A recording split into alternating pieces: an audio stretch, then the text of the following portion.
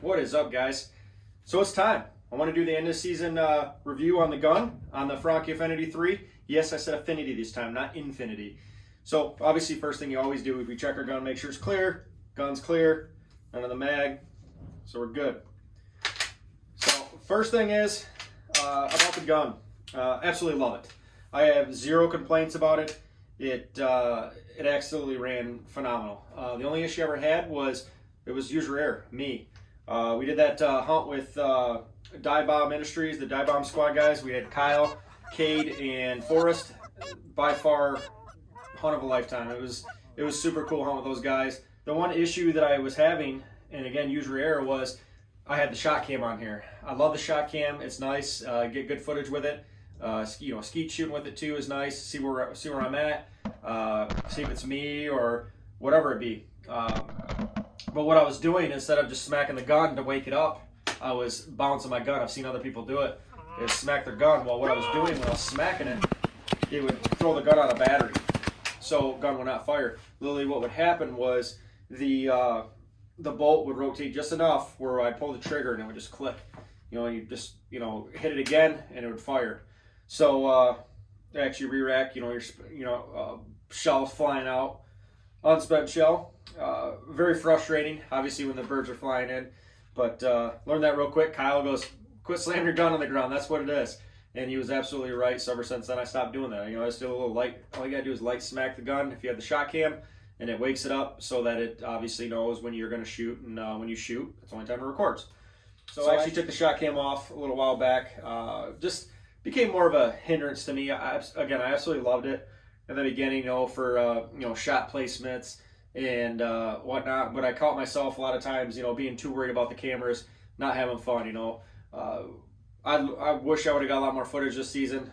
We killed a lot of birds. Our group, the 8-10 guys, Mint Waterfowlers, and then Hadley Calls. Seth really ganged up with us this year, and we all became really great friends. All of us. It's a phenomenal waterfowl season. I have zero complaints about this year. The leaving it in the gun case. One thing I was noticing is just temperature fluctuations. It happens throughout the day. We live in Michigan.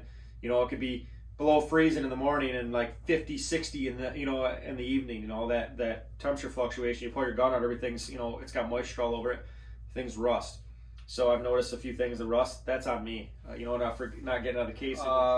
Again, no real complaints about it. Fire's great. I end up getting the when you get the Waterfowl Elite, I believe it is.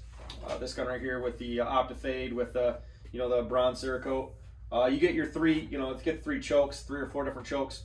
I actually Brody, part of us, he had the code black goose. Absolutely love this choke.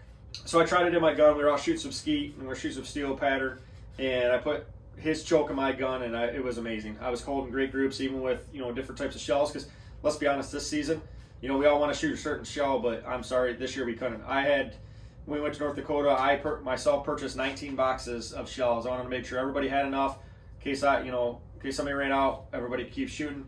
I had 4 or 5 different types of shells, and we found out which ones were garbage. Because unfortunately, sometimes we were having to, finish some birds. It happens, no matter what shells you're using. But it seemed like it was a lot more because we were using some real crappy shells.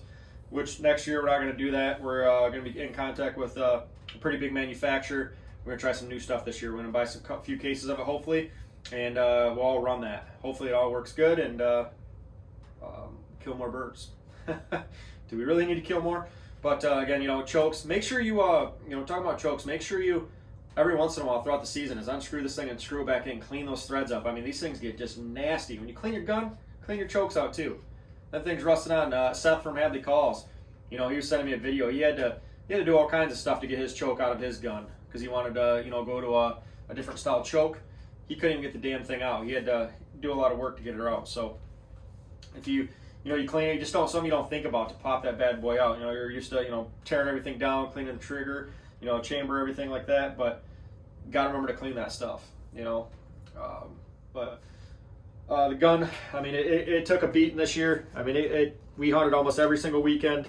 A-frames are by far the worst. The guns are getting set up like this. You know, they get bumped into the even layouts. You know, sitting in the layouts, they're sit on the edge there. The bottom of the barrel gets a little beating on it because that's where it sits typically. All kinds of stuff. You know, you're going to try to do a stalk on a bird. It's all kinds of stuff. I mean, this gun's got little scratches here and there. It's a waterfowl gun. You know, some people are like baby their stuff. I mean, to me, this is a tool. I have no like personal attachment to it. Yes, I love this gun. I make sure it cleans and runs good. You know, so it's not unsafe, but it's going to take a beating. You know, it's in the harshest weather. You know, rain, snow. You know, raining from below. Just kidding. Just nasty weather. This gun's been through it. We've hunted all kinds of weather this weekend. This Saturday is in Michigan. It's the middle split. We're gonna go up there and try to shoot some more birds, and it's supposed to be nasty windy out. So a little worried about that, but if it's too bad, we won't go. Nothing bad about this gun. I absolutely love it. I'd buy another one. My wife here soon. I wanted to get her out this year, just didn't work. My wife's a ICU nurse, and obviously with everything going on right now, she's just been working a ton of hours because they're short right now, short staff. So she didn't get to hunt this year, which is unfortunate.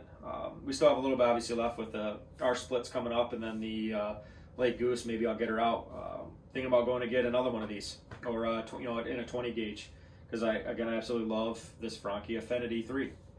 Amazing gun. Daniel, I think he's going to do a video on his. He bought one as well. He bought the just Franchi Affinity 3 in black. He definitely, his looks a lot better than mine. I think he takes a little better care than I do of my gun. You know, that's on me. But other than that, stay tuned. We got some bunch of other videos coming up. There's some a couple new designs, actually 3 new designs coming out. We're going to start off with a couple waterfowl ones, because that's obviously what a lot of us did this year. Was waterfowl. Deer season for us hasn't been the greatest. You know, next year we'll definitely get more content on that. We plan on doing a snow goose hunt, hopefully here soon. So if you guys have any suggestions on a snow goose outfitter, we'd like to do a Friday. You know, we want to leave here Friday after other guys get out of work, and we'll shoot straight at wherever. And we want it to be close enough where we can hunt the morning hunt, you know, and then hunt Sunday morning, and then drive home after the Sunday morning hunt. That's the plan. So if anybody's got any suggestions, want to get into some snow geese. Other than that, this is going to wrap this up. Stay tuned. Dan has a video coming up of a doe shot, and then he got his son out, Judah. He is adorable. I've seen a little bit of the video today. Dan's been doing his own editing now, doing a great job on it. His last video, it's really getting out there. So you know, stay tuned for that and some other stuff that's coming up. So take care, guys. Son of a